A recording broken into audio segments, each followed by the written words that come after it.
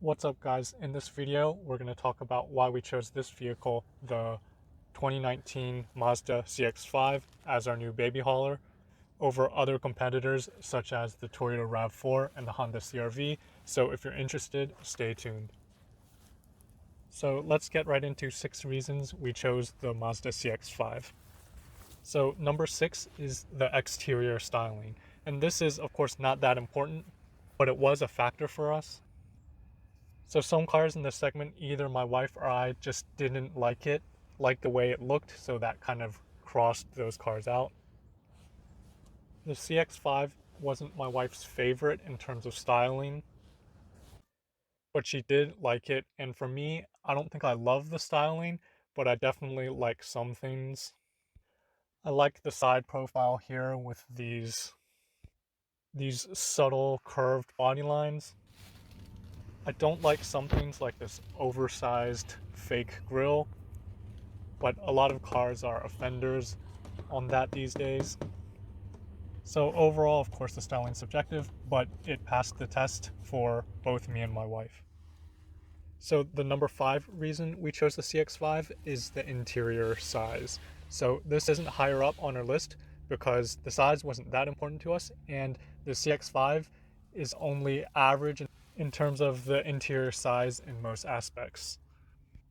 In terms of size, like a lot of first-time parents, we just needed the vehicle to carry me and my wife, our daughter in a rear-facing infant car seat, and a stroller in the back.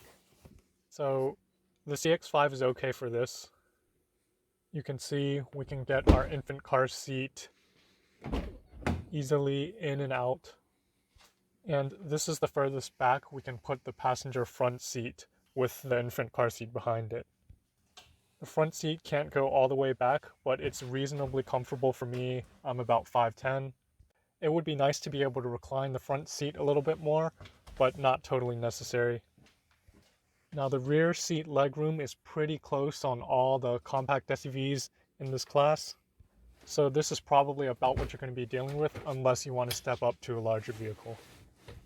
Similarly, the trunk space is pretty good to average for a compact SUV. You can see it fits our stroller fine, and we can put some more stuff on top or next to the stroller. Our stroller doesn't quite fit long ways to one side of the trunk area, which would be nice. But overall, the CX-5 has the space to meet our needs, just not a lot of extra room. The number 4 reason we chose the CX-5 is the way it drives. And on this, I would say the CX-5 is the best in its class. It was the best of the 5 cars that we tested. But the reason this isn't higher up on our list is even the worst car that we drove wasn't too bad. And there were several competitors that were really close to the CX-5. Overall, just really nice to drive, considering we're talking about compact SUVs. Now, the strengths of the CX-5, it really does just drive a lot like a car. It doesn't feel like a SUV.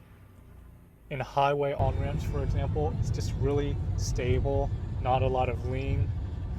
Like in older SUVs, such as my Honda Pilot, for example. My wife thinks the CX-5 handles better than her old Scion TC, and she just felt really confident driving it, more so than some of the other cars we tested. Now, in terms of acceleration, we have the non-turbo model CX-5. The acceleration is kind of average to maybe a little bit above average for what you're looking at around $30,000 among the competition. And even though I'll say on paper the CX-5 is a little bit slower, but it doesn't actually feel slower. The engine has good torque, and Mazda did a really good job with their 6-speed automatic transmission. It's just very satisfying to accelerate through the gears, much more so than the CVTs and some of the competition. In the end, the CX-5 is just a really nice drive, considering we're talking about a baby hauler compact SUV here. Okay, so now we're into the top 3, and these were things that were really important to us. Number 3 is the features that the CX-5 had, particularly at the $30,000 price point that we were shopping at. That allowed us to get the CX-5 Touring with the preferred package in all-wheel drive. So there are a lot of features we could highlight here that we have in our CX-5. Some that aren't that uncommon in its class, but some that are pretty rare. But I'll just highlight a few things that were most important to us. The first is Android Auto. It was an absolute must-have for us after we tried it in several rental cars. The CX-5 for 2019 has Android Auto in the Touring model. For 2020, it's available in the base model. We've had no problems with it. It works great. Apple CarPlay and Android Auto are in most of the cars that we looked at, but not all. Next, the CX-5 Touring has this combination leatherette and suede seating. I just really like this seating. It's not a full leather, but it has more of a premium feel. A lot of the other cars we looked at for $30,000 just had kind of a basic cloth seat that just didn't look and feel as nice as the seats in the CX-5 Touring. And finally, the CX-5 Touring with the preferred package has the power liftgate. This is pretty uncommon for this price point, and it's a feature we found pretty useful for getting that stroller and the other things in and out of the vehicle easily.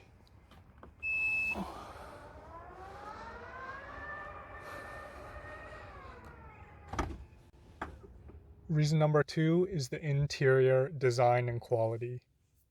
I just really like the look and feel of the interior of the CX-5. It's the best of all the cars we tested. I already mentioned like the premium feel of the seats, from the steering wheel to the buttons and dials to the vents. Even in the back seat, like the rear vents, the door handles, and the rear center armrest. Everything just looks and feels really nice inside this car. I think Mazda did a really good job here. The interior just makes us feel really comfortable, and that's really important considering how often we're inside our cars. So finally, the number one reason we chose the CX-5, and that's its overall value. Now, I realize this kind of relates to several of the points I've mentioned before, but it is ultimately the top reason.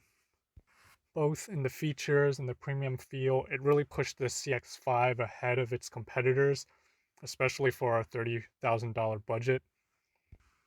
And on top of that, we got a really good deal on our CX-5, which just made it an easier decision for us. It was a lot better deal than we could have gotten on the Honda or the Toyota. I think Mazda is really trying to sell more cars, especially in the US market. It offered a customer cash back at the time we bought our CX-5 in November 2019, something that Honda and Toyota rarely do. So this just makes the CX-5 an even better value. So that's the reasons we chose the CX-5. If this video helped you, give it a like. And I have some ideas for some other videos about the CX-5.